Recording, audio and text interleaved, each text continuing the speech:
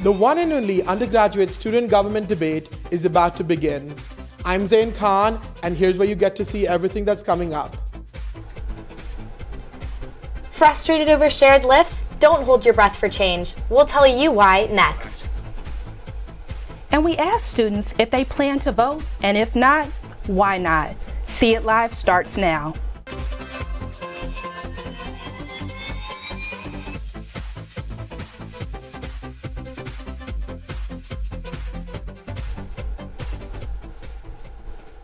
USG elections are less than a week away. Tonight, the presidential candidates will debate the biggest issues. Hi, I'm Hannah Joy. And I'm Payton May. Reporter Zain Khan is live where the debate will happen in Wallace Annenberg Hall.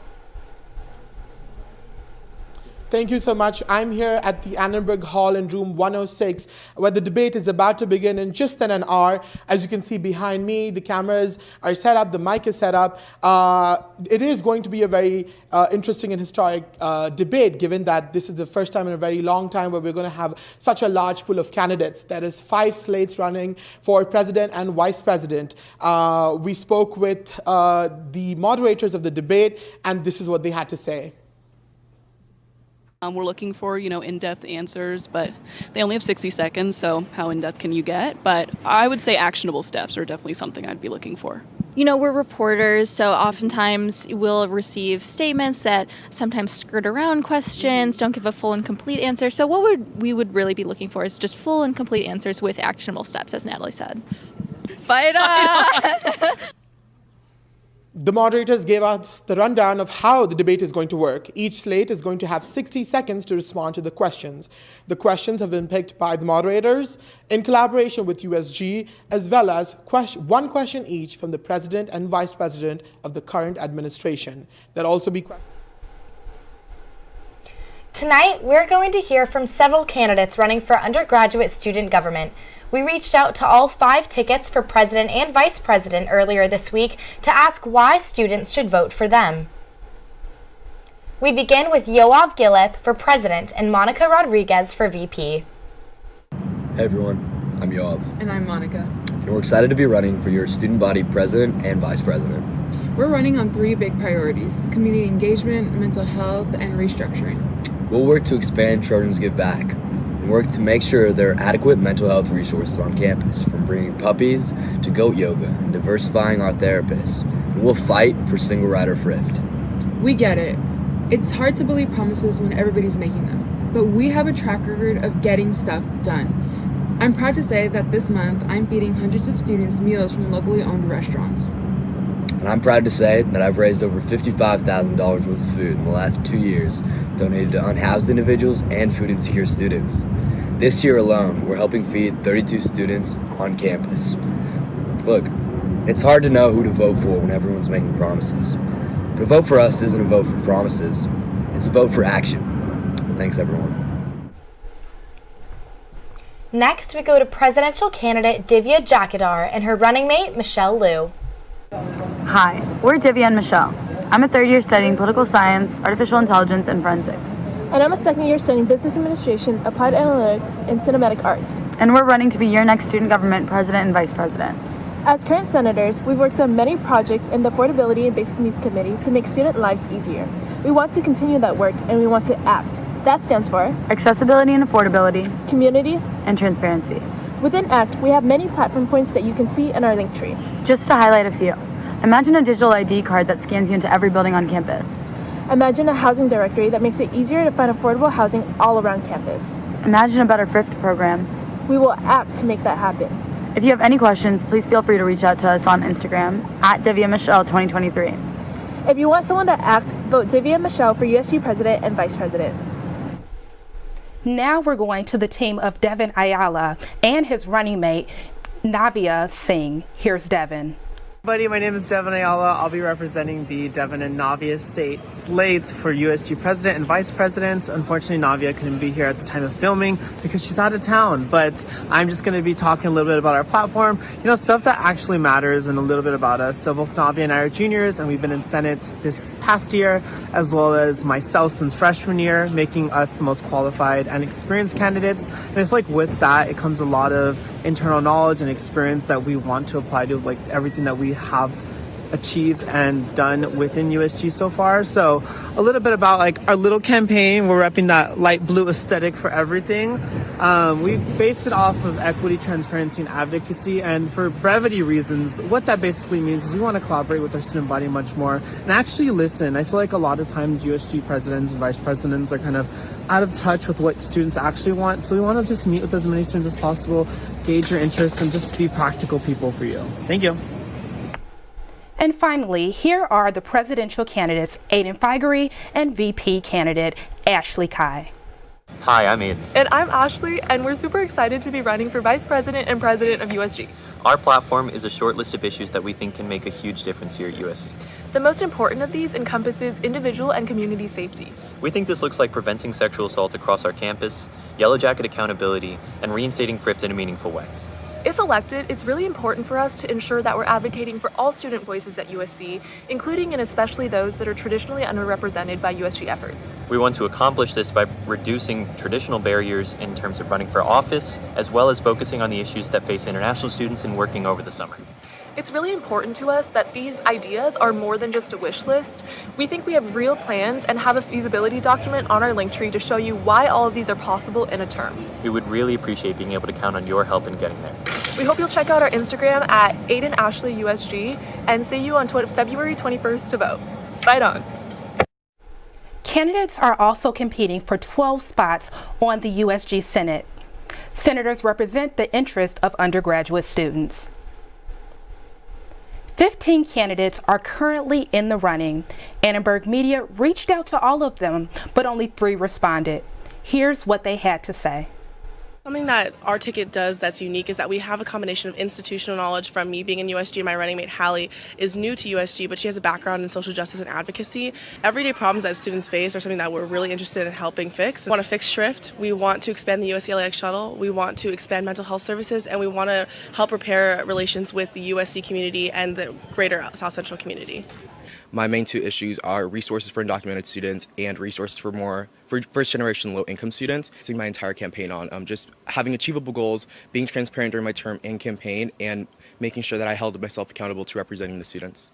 We want to see the everyday work of USG serve the everyday needs of the students.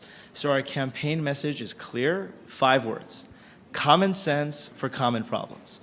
Every student in every part of this campus will wake up every day and have to face the problems that we're not just campaigning on, we will deliver on. We also reached out to presidential candidate Miko Marskal and his running mate Andrew Tai, but we did not receive a video from them. Many students have expressed frustration over a free ride program that they say is not worth the wait. Reporter Jeremy Cole spoke with students and drivers today about the shared Lyft policy. The recent change to USC's free Lyft service has been a hot topic of debate here on campus. It's really an inconvenience. I'd rather just walk. I just kind of don't bother anymore. When the Thrift program began in 2018, it offered shared rides. Then when COVID hit, both Lyft and USC removed shared rides from the app. Last month, USC went back to only shared rides, and students are not happy. At first, when I saw it was shared, I didn't think it would be that much of an issue, but then once I started using it, I realized it takes so much time and it kind of just defeats the purpose at all. I've actually missed like 2 of my classes in this January just from the shared Lyft program. I think it's just been the lack of consideration for everybody. We students are kind of being ignored because we don't get to go home safe. Students aren't the only ones unhappy. Lyft drivers say they're losing money. We only get paid $2.62 a ride. It's not enough money.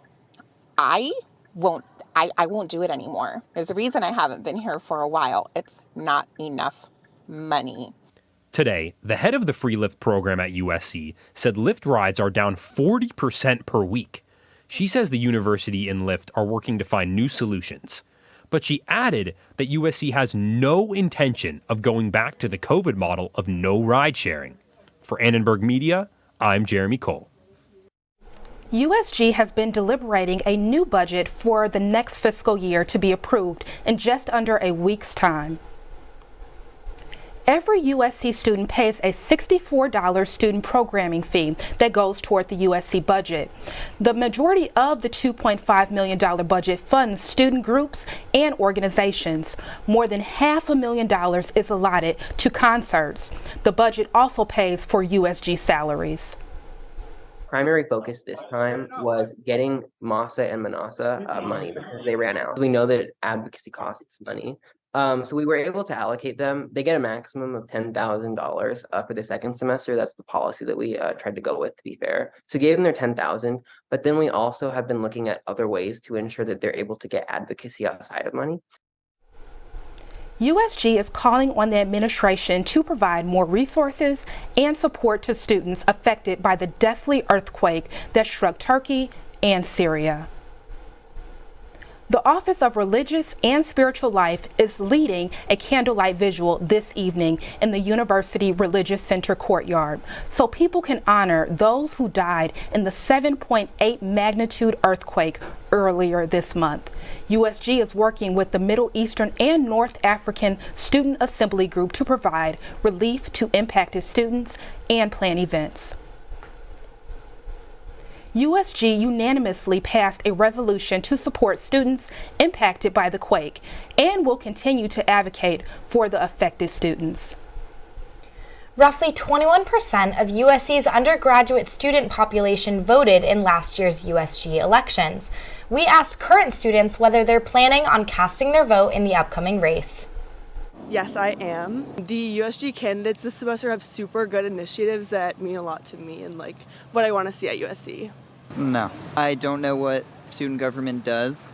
It wouldn't impact me, I don't think, and I haven't heard anything about it other than signs. I am not. I just haven't really seen anything about it on campus. Yes, I am, but I still have to educate myself on who is running, and then I will decide who I'm voting for, but I will definitely be voting. Yes, I am. I feel like all the candidates want to make change, and I'm here for the change. We spoke with current and former USG officers about their relationship with USC's administration. Reporter Chaz Messman has the story. USG tries to bridge the gap between students and the university. We meet regularly with a lot of these people that actually can implement policy changes. So in a way, the people that you're electing are going to provide recommendations and are going to influence the administrators to take action. A key factor in enacting change is the relationship between USG and the administration. They are there to sort of like advise us. We work on a lot of initiatives together. If there's ever like a certain project that USG is working on that the administration can elevate. USG's effort to expand dining hall options to 24 hours is an example of the two sides working together. Working alongside like Dr. Palacios, we were able to get two USG representatives to serve on the working group to see how we could actually make this happen. Despite their best efforts and meetings with the USC administration, many student leaders within USG actually have trouble making real impact on USC's campus. USG is really a symbolic organization. It's packed with passionate student leaders who really care about what they're doing and they really do want to serve the campus community, but unfortunately just the basic structures of student government, they don't really have a lot of meaningful power to enact change on our campus. Even when USG makes a decision, the real power still remains with the university's administration. These resolutions go to Carol Folt and the administration, and it's really in their hands whether or not they are reviewed with thought and care or whether recommendations from student government are taken seriously. That's another question. The various issues that new USG candidates are working on, such as free lifts and mental health initiatives, will need university approval to be implemented. For Annenberg Media, I'm Chaz Messman. USG prides itself on its fight for its students and is proud of its accomplishments this year. The current president also had some advice for future cabinet members. This was a pilot program that we started this year with the help of a lovely graduate student, Carla DeBernardo, and it is a fully free shuttle for USC students to take to LAX ahead of major holiday breaks. And it's an affordability initiative as well as a sustainability initiative. As we know, it can be really expensive to book an Uber ride to the airport, and oftentimes there's a barrier to entry there where folks don't have equal access to be able to go home for breaks, and we want to eliminate that. You're going to make mistakes in this role. That's inevitable. I think what is really telling is how you respond to those mistakes. Just take accountability. Make the mistakes. It's okay. Own up to it. Do better the next time. And create systems that ensure that it doesn't happen again. Nivea Krishnan serves as vice president in the current USG administration. As we look forward to the upcoming election, Krishnan joins us in the studio to talk about her experience and tenure. Welcome, Nivea. Thank you so much. Thank you for having me. It's really cool to be in this studio. It's exciting. Thank you so much for being here. Thinking back to a year ago, have you accomplished everything you sought out to do during your term as vice president? That's a great question. It's something that Hannah and I have been reflecting a lot on. I don't think it's possible for anyone to accomplish 100% of what they set out to do. A lot of these candidates have really great ideas, but there's a lot of them. And when you're in the position, a lot of people don't know this, but the presidential and vice presidential role are largely administrative. We're focusing on making sure that everyone else in the org can do everything they want to do. But as a result, we have to decide which policies we want to prioritize. I think by and large our three biggest goals, the first was accountability. We wanted to make sure that we're holding administration accountable and we're not afraid to voice our opinions, but that we're also holding ourselves accountable. So we've really tried to do this by briefing our USG members on policy issues we hear about from administrators. So the free lift program is a great example. We've been trying to get them more information, and it's actually really great to see in some of these presidential tickets, a lot of them are senators, and so they've taken our advice and tried to get more information to students. Our second was advocacy. We really wanted to make sure we're supporting underrepresented students on campus. I think our Senate has done a great job of that. I think we've done a great job incorporating 2 new assemblies to bring more representation to students. And then the final thing is efficiency. We wanted to make sure that we create systems within our org that give students the ability to execute all their projects. So we have a new project management system in the branch that I run, the legislative branch, and we just have more efficient processes overall. So we see overall a more engaged USG, but also a greater, stronger USG presence on campus too. Thank you so much for that response. Nivea, your term will be up soon and new USG leadership will be ushered in. How do you feel about the place that you're leaving student government in? Yeah, it's really weird. I ran as a freshman and it was during COVID, so I was virtual. So my first introduction to campus also included my role as a senator. So one of the first places I went to on campus when I got here was to the USG office, which I have never left since, apparently. But I think that, as I look back, I've really appreciated the learning experience I've gotten from this role. I don't think there is a more valuable learning experience than being a position like president or vice president. Any of these candidates will learn so much and grow so much in this role, and I'm really excited to watch that happen. I'm excited to have more time on my hands, but I'm really interested in still being involved in student government in some less time commitment oriented way. But I'm really proud of our administration. Couldn't have asked for a better cabinet or a better group of senators or members. I really appreciate all the time they've dedicated to this, and I'm really excited to see who gets to take the reins next. And you're also an advocate, and you're in a big leadership position here at USC. So can you describe the relationship between administration and you and Hannah, the president? Yes, of course. So I think when I first started this role, I came into the role like a lot of other students where you're generally pretty skeptical of administration because you don't know much about them. It's kind of this just broad, ambiguous concept. And so when we started to actually have these standing meetings, we have meetings with the Vice Provost of Student Affairs, Assistant Vice Provost of Student Affairs, we meet with DPS chiefs, we meet with the Chief Diversity, Equity, and Inclusion Officer. So we meet with all of these different people, and I think the biggest thing we've learned is how to maintain these relationships. And surprisingly, it's the same way you'd maintain relationships with any student. You try and build a rapport with them, you try and understand the person behind the role. And I think it's given us a lot of clarity on how we need to go about navigating these relationships. So we make sure to give them relevant updates on our group. They also give us relevant updates on their end. But I think the way we've built trust is that we've both been very transparent with the issues we face. Me and Hannah go to admin with a lot of just problems we're trying to troubleshoot within our org, and then also trying to strategize how to implement things in the school. And they actually do the same for us. They are so willing to accept student feedback, and I think that's something that more students should know, is that we actually do have an administration that's very receptive. I do think that the structure of the school as like a huge bureaucratic place makes it difficult sometimes for admin to act on those things. So I fully recognize that. But I think the way we've tried to build trust is by building that strong foundation, and it's allowed us to have a very productive year, I would say. Thank you. Hannah mentioned this in our interview with her earlier, but one of the most significant things that students have seen from USG is the LAX shuttle. Yes. Can you tell us what it took to get that project off the ground? Absolutely.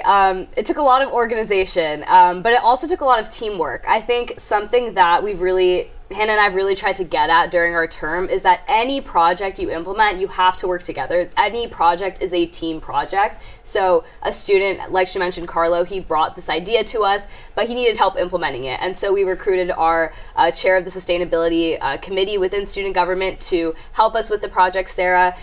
She did a great job facilitating the entire sort of USG end of things. We also recruited our comms team to make sure we put out the surveys in time, to make sure that we had the signups out in time, to make sure students knew about it.